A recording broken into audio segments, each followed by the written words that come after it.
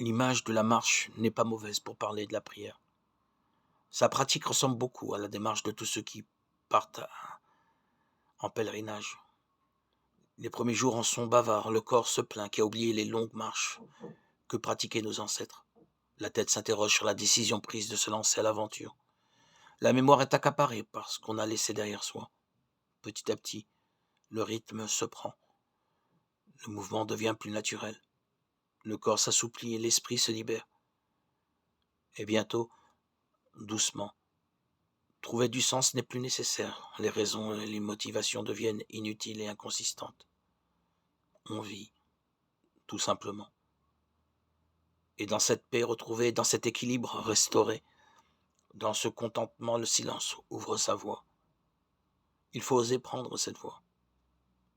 Elle conduit à la découverte de l'ami, à la découverte d'un supplément, d'un surcroît, d'un excès de paix, d'équilibre et de contentement. C'est le propre du mystère de Dieu, de ne jamais être loin et de nous précéder toujours.